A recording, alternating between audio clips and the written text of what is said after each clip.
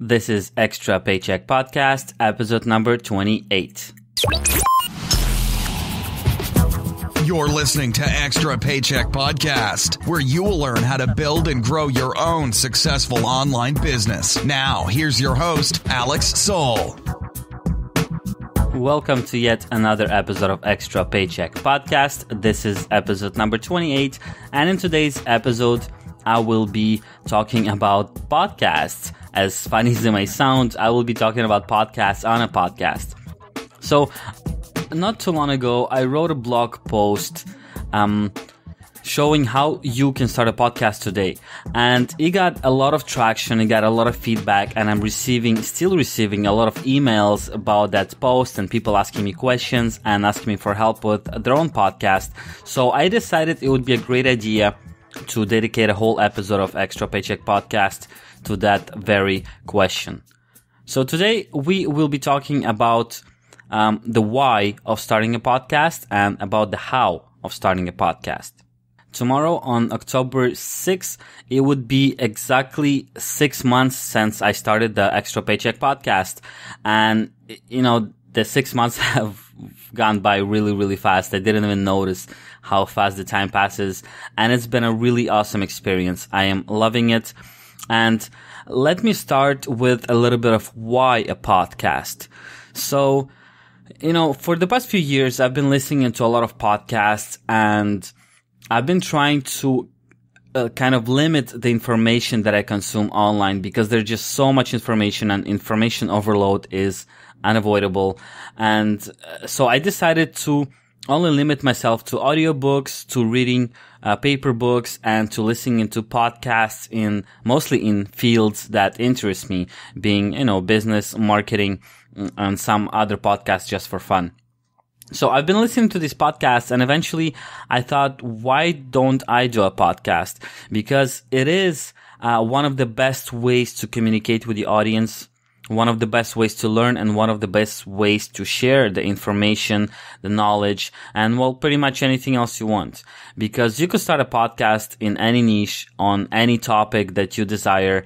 It could be for business or it could be for fun as well. There are lots and lots of podcasts that aren't about business, that just, tell stories of people, tell experiences, tell jokes. They talk about sports or movies or whatever other topic they want to talk about. I've decided business, of course, because I'm really, really passionate about it.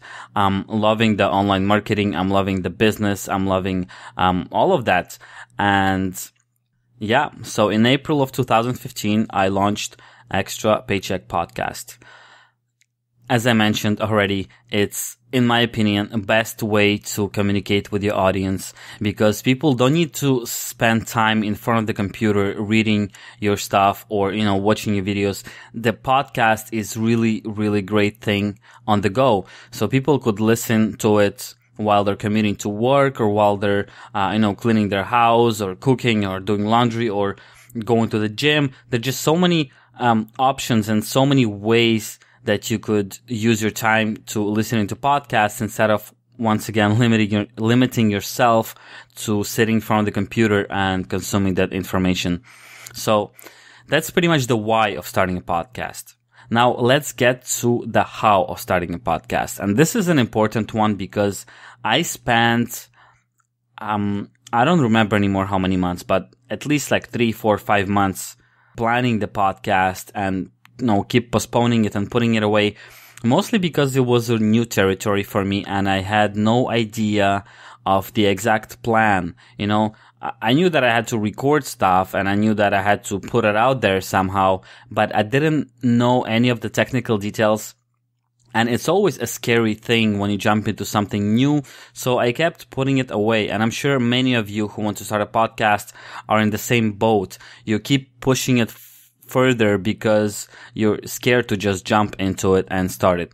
However, I will make it a lot easier for you. In fact, you could start a podcast today or tomorrow if you listen through this episode and if you go through some of the resources that I will be mentioning. So in this episode, I will add a few things that I didn't talk about on my blog, and I would skip out on some of the technical details that I did talk about in my blog post, which, by the way, you could find at extrapodcast.com/start podcast, one word. This is a 7,000 word guide to starting a podcast that I've written. And as I mentioned earlier, it got a lot of traction, and it's sitting at the top submissions of the podcast subreddit on Reddit. So it's one of the best submissions that the subreddit had in all of the time.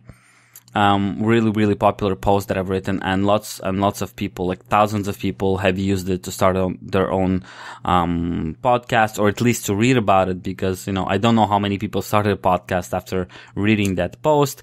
But yeah, check it out at extrapodcast.com/start podcast. Lots of details, mostly technical details that are hard to find in one place. So I've compiled everything that I've learned, all my experience, and I put it in one post with screenshots, with explanations, and I think I have covered it really, really well. I didn't really miss anything at all. So, if you take that information, you could start a podcast right away and stop putting it away and, postponing it. So, finally, let's get to starting a podcast, what you'll need and how it's done. The very first thing that you need to do is decide on the format of your podcast. Will you be the only person on the podcast? Will you invite guests? And you need to decide that because you will have to buy some equipment for a podcast. This is why it's important to know which format you will take, so you'll know which kind of equipment to buy. For instance, if you're doing the podcast just by yourself alone, all you need pretty much is a microphone. Plug it into your computer and you can start a podcast right away. Now, if you want to have people come over to your house, or, if you want to record the podcast locally with some people, you will have to buy more than one microphone, and you will have to buy a mixer in order to plug in all those microphones and be able to record it all at the same time. There's a third format, which I'm using most of the time, is interviewing people, but I do it through Skype because I can't meet up with every entrepreneur that I'm meeting. It's simply impossible. So we're doing it through Skype, and at this moment, I do not have any fancy equipment. I actually only have a microphone and a pair of headphones, of course, and my computer. That's pretty much it. I am looking to upgrade my equipment drastically in next year, in 2016, but I'm not ready for it yet. That will be yet another challenge. Also a pretty big investment to get it going. But, I've told myself I don't need to spend a lot of money to get it started. Because what if I decide that it's not for me? What if I decide that I hate podcasting? Then it would be, kind of bad if I spend like thousands of dollars on amazing equipment and then I just, stopped it there. So I started with a simple microphone that I picked up, and that's pretty much it. So first of all, decide on the format of your podcast. Will you be doing it by yourself, or will you be having guests on your show? Once you've decided on the format, you will have to buy some equipment. Microphone is the most important thing, and you could get a pretty decent microphone for well under $100, although, better microphones are suggested, and you could get an amazing microphone for about $300. Although I would suggest, as I just mentioned, starting with something cheaper, something more basic, but that still puts out good quality. The microphone I'm using for the show is not the best, but I think the sound is good enough to be clear so people hear me, and that it doesn't pick up too many extra noises from, outside of my recording studio, which is basically my room in the apartment. Alright, so once you have your equipment and you are ready to start recording, there are a lot of different software that you could start using. For instance, if you're on a Apple computer, you could start with GarageBand, I believe it's called. I'm on a Windows computer, so I am using a software called Audacity. This is a really basic and really amazing software. It's completely free. and it allows you to record and edit your recordings as well. And I think, if I'm not mistaken, Audacity is also available for Macs. So check it out. Just Google Audacity. You'll find the software, and it's, as I said, completely free, and it's pretty cool and easy to use. It's really user friendly. Now, if you want to do what I do and record people over Skype, people that are not in your town, and you want to do remote interviews, you will most likely use Skype. This is what I recommend because Skype works pretty well. It's free to use, and there's one problem though that everybody asks. So how do I record calls using Skype? For that, you will have to spend a little bit of money. I'm using on Windows, I'm using a software called Pamela for Skype. It's about $30. It's really not expensive, and it does the job pretty well. It's, once again, not amazing quality sound, but it's rather good, and people don't complain about the quality that Pamela puts out. So pretty good software. And there's an equivalent for Macs. It's called Ecamm Call Recorder, ECAMM Call Recorder. That's a software that you could use for Mac, with Skype, and I think it costs about the same thing as Pamela, really similar pricing. What I love most about the software that you could set it to record in 2 different channels. So basically it splits the channel, the stereo channel into right and left, and it records you on one channel and your guest on the other channel. So when you edit your episode in Audacity, you could basically split it, and let's say if there's some noise coming out from your side or from your guest side, you could edit it. If your guest recording is a really low volume, you could boost it up a little bit without boosting your own. So, I really enjoy that, and I think it gives great results because I have a little bit more control. Of course, the ideal way of recording Skype interviews would be getting a mixer and setting it up through another computer. It's quite complicated technically, and I'm not there yet, so I can't, advise you on that. But it is doable, and from what I understand, it's a lot better option, a lot better quality of sound as well. And it's also quite a bit more complex and quite a bit more expensive to set it up. So we'll keep that on the side for now. We won't talk about it. As I mentioned, $30 for Pamela for Skype does great work. Another question about podcasts that I get quite often is, how do I get all these amazing entrepreneurs and influencers on my show? And the answer is pretty straightforward. I simply ask. I research the people that I would love to talk to, that I would love to have on my podcast, and I contact them, and I tell them honestly that my podcast is relatively new, but I'm very serious about it, and I'm really intrigued by their story. I love what they do as entrepreneurs, and I would really, really love it to have them on my podcast.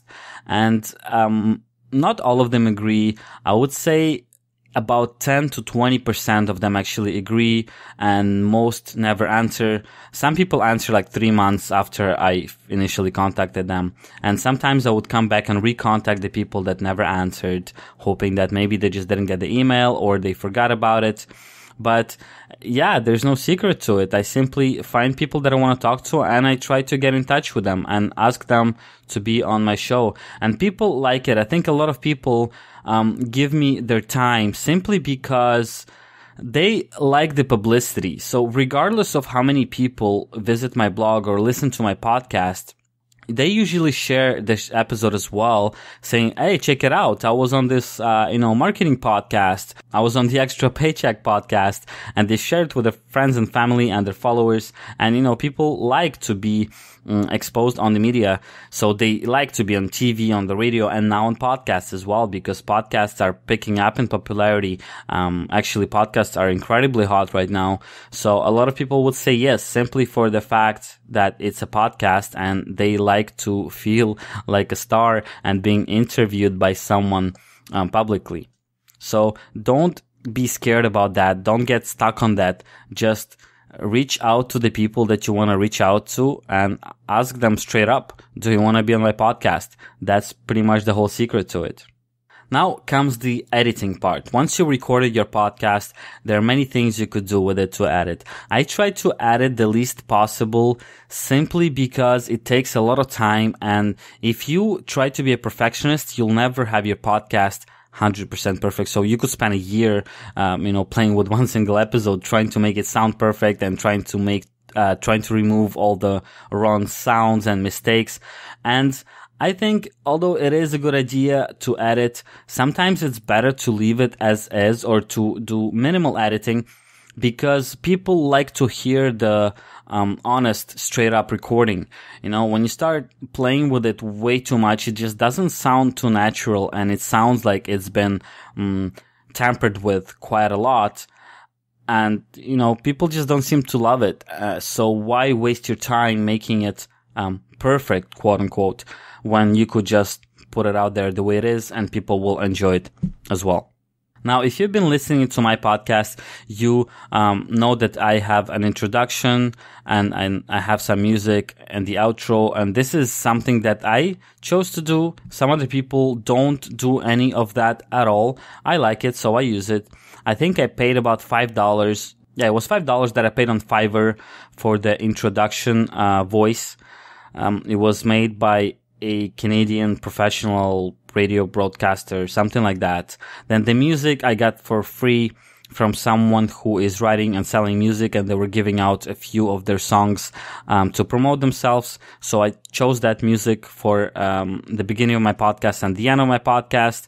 I usually start my podcast by saying the episode number. So if someone is listening to many of my episodes, they don't get confused and they don't have to listen to 10 minutes of it and realize that they already listened to that episode. So I start by saying, this is Extra Paycheck Podcast, episode number, whatever number it is. So people could track of what they already listened to and what they haven't. Once again, you don't have to do any of that. I prefer to do it, and it adds a little bit of time to my editing, but it's an extra 5-10 minutes, so it's not drastic at all. That's something that you need to decide if you want to do it or not. Okay, so once you have edited your podcast, it's also important to name it properly, and I use iTunes for it. It's really crazy because I'm using a Mac. I'm not using a Mac. I'm using a Windows computer, yet I'm using iTunes for it. The reason being that to ID3 tag your files, your MP3 files, to properly name them and put a album name, which is a podcast name, and to put the artist name, which is your name, all those things, you need a special software for Windows. And a good software that does it costs some money. I don't know why, because it's really basic software. I don't know what they charge for it. But iTunes allows you to do all of that for free. Once again, all of this information is written in great detail and explained very, very greatly in my blog post at extrapodcast.com/start podcast. This is where I explain how to edit your file name and with all the screenshots, so you could do it yourself. Go check it out. It'll be easier to understand what I'm talking about here. So once the episode is recorded and edited and named properly, you'll have to upload it online. Now, here's a big misconception. Since most people listen to podcasts on iTunes, they think that you upload your episodes to iTunes. And that is not true at all. So don't think about that. Forget about it completely. How it works is that you need to find hosting for your podcast, for your media files. This is where you upload them. And what iTunes does, iTunes simply reads your RSS feed and tells people, hey, there's a new episode. Click here to listen. So they make it, look very easy to use, and they make it very simple. You could subscribe, but all you're doing is subscribing to someone's RSS, and you're listening to a file that's hosted elsewhere. It's not hosted on iTunes. iTunes simply distributes it and, makes the access to those files easier. Now, there's a variety of options when it comes to podcast hosting. I recommend to use podcast-specific hosting. This is very important, and a lot of new podcasts fail doing that. They simply go with their website hosting, and they end up with all sorts of problems. The podcast not loading, not working for people, and there is a reason for it, because most shared hostings that you have for your website, for instance, they promise everything unlimited, but it's not quite true. They limit the number of connections to your server. So let's say if you have a few hundred people trying to access your website at the same second, at the same moment, they will probably slow you down or either shut you down temporarily, because they are not expecting that much volume of people being there at the same time. Now, the podcast hosting is created to deal with exactly that issue. They give you a lot less space for your files. However, they can guarantee that your podcast will never go down, because their hosting is set up in such a way that thousands of people, tens of thousands of people could access your file at the same time, and it will not slow down. It will load and work for every single one of them. So this is really important. And podcast hosting is rather cheap as well. I am using Libsyn, and I'm paying about $10 per month US. Yeah, you could start at $5 plan, but I'm doing 4 episodes a month, and my episodes are pretty long, about almost 1 hour each. In general. So I need a bit more space. So I'm paying $10 a month for my podcast hosting with Libsyn. Amazing company so far. I'm really, really satisfied. I've been with them for half a year and I haven't had a single problem.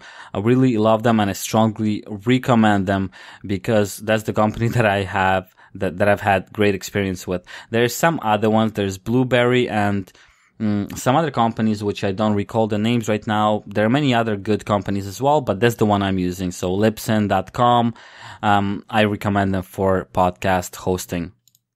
So once your podcast is hosted, every single file, every single episode that you upload will have its own link that you could start sharing with people. You could post it directly on social media. You could send it by email, and people will be able to access that file and listen to it. However, if you want to be on iTunes, and you really do want to be on iTunes, because this is the biggest platform for podcasting right now, you must be on iTunes, and I'll talk about that a little bit later.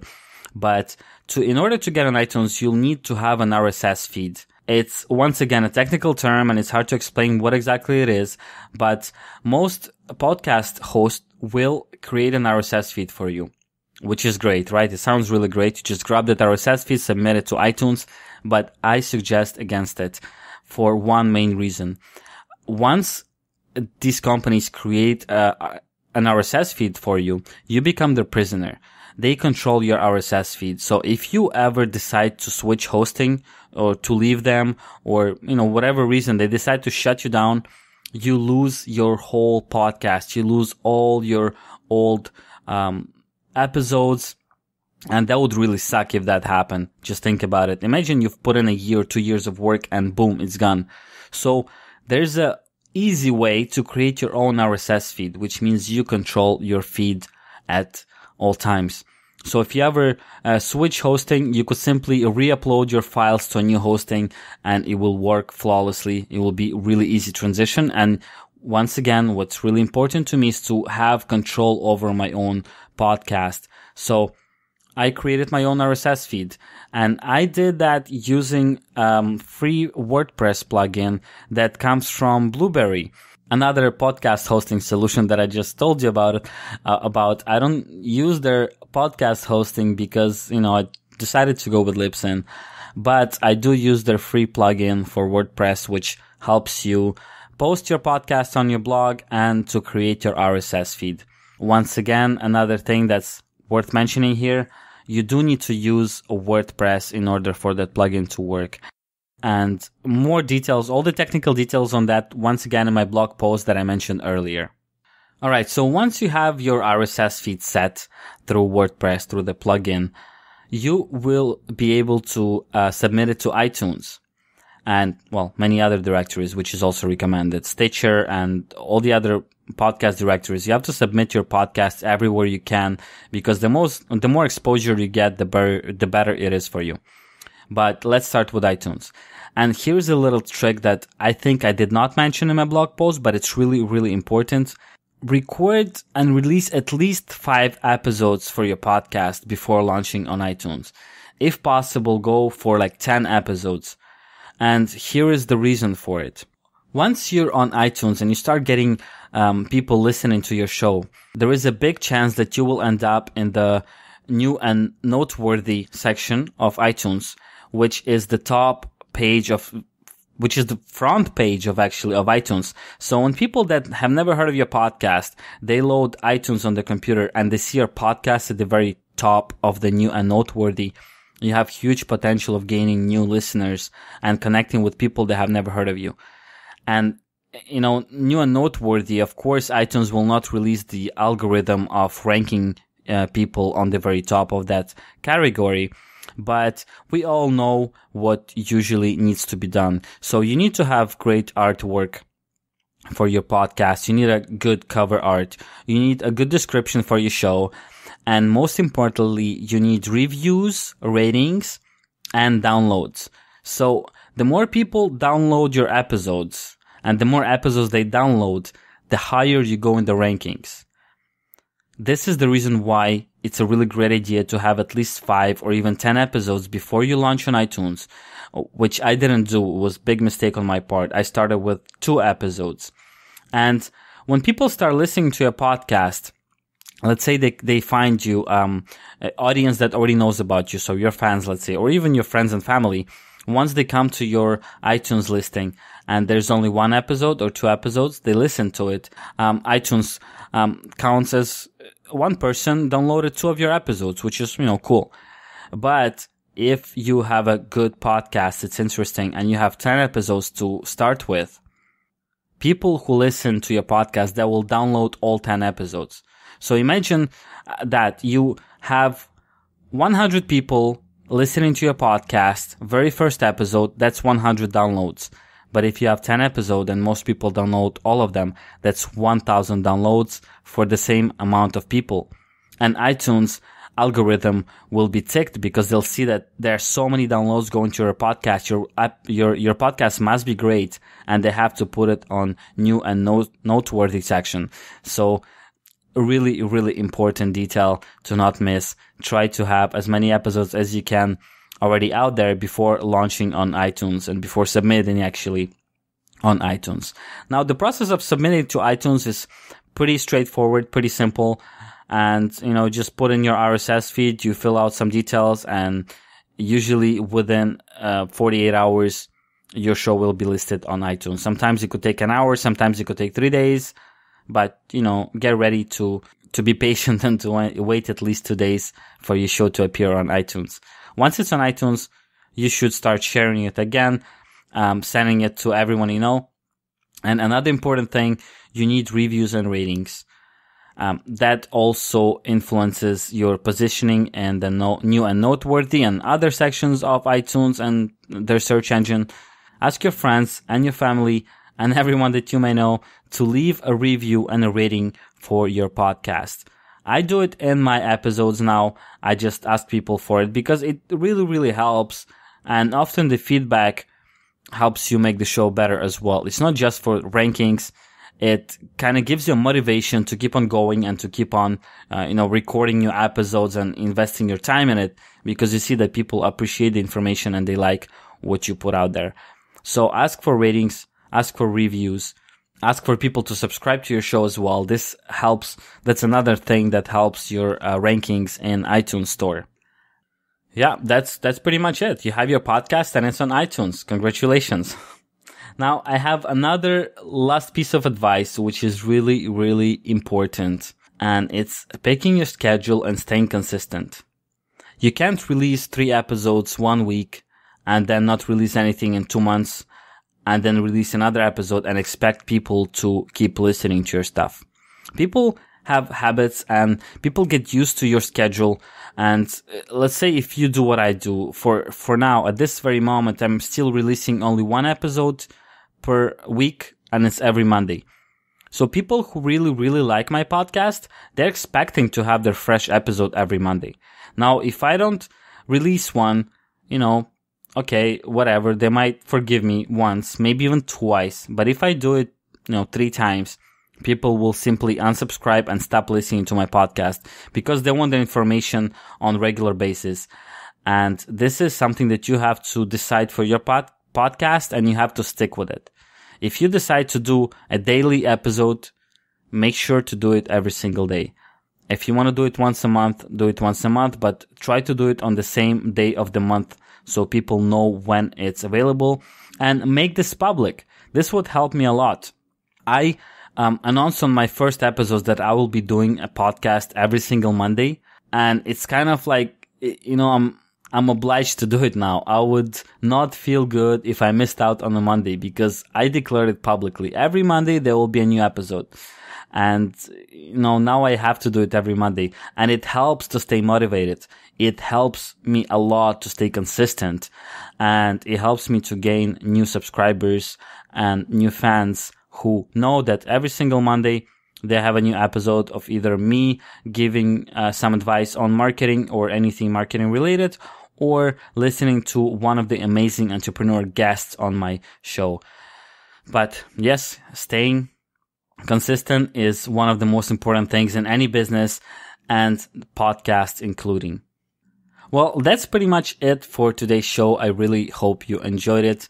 You'll find the show notes for this episode at extrapodcast.com/27. No, wait, 28. Okay, I'm not going to edit that out. Episode number 28. So extrapodcast.com/28. If you haven't already, please do leave a review and a rating and subscribe to my show at extrapodcast.com/iTunes, or simply look up Extra Paycheck Podcast on iTunes Store. And for the very last time, I would like to promote that start a podcast page that I kept talking about. So go to extrapodcast.com/start podcast. It's almost a mini novel, 7,000 words, really, really detailed plan on starting a podcast today. It's completely free. So enjoy that post, and I hope to hear one of your podcasts soon. So if you do launch a podcast, please do let me know. Simply send me an email to alex@extra-paycheck.com. I would love to read your emails, and I would love to listen to your podcast, and I would leave you a review on iTunes as well. Thank you so much for listening, and I'll talk to you next Monday.